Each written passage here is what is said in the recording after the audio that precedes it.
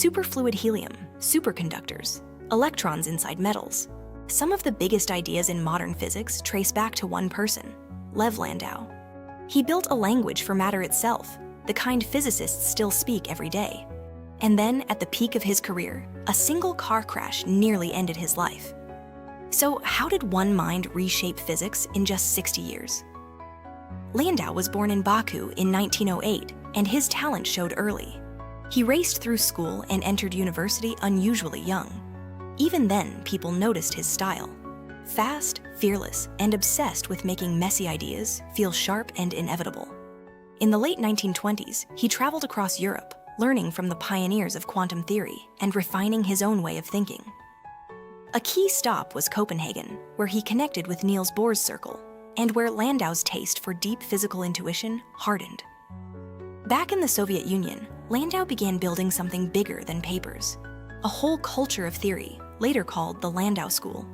To join it, you had to pass the theoretical minimum, a brutal exam tradition meant to prove you could think across all of physics. Now to the science. First, quantum fluids. Cool helium enough and it becomes a superfluid, flowing with almost no friction. Landau explained this with excitations, sound like phonons and a strange new ripple called a roton, a spectrum that controls the fluid's behavior. His picture predicted when superflow breaks down. Below a critical speed, the liquid can't easily create excitations, so it keeps moving almost perfectly. That framework became central to understanding helium at low temperatures, and it earned Landau the 1962 Nobel Prize in Physics. Second, phase transitions. Landau gave physics a powerful way to describe how matter changes state, like magnets losing magnetism or crystals changing symmetry. His key idea was to track an order parameter, then expand the energy around it to see when order becomes unstable and a new phase takes over.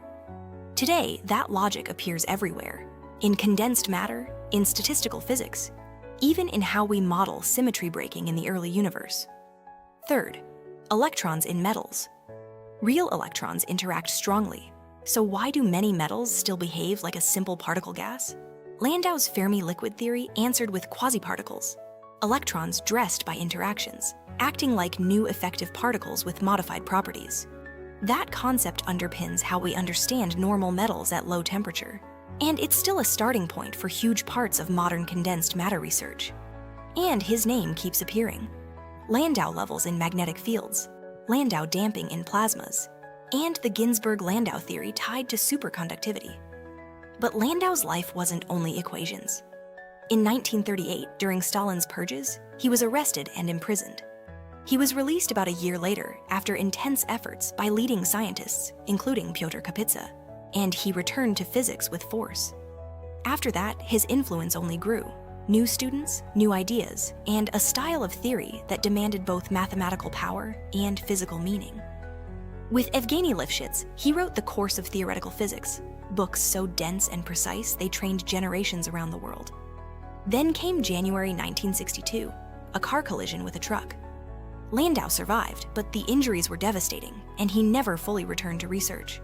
He died in 1968 from complications, yet his ideas live on in every low-temperature lab and every theory that speaks of phases and quasiparticles. If you want more physics stories like this, subscribe and comment about who to cover next.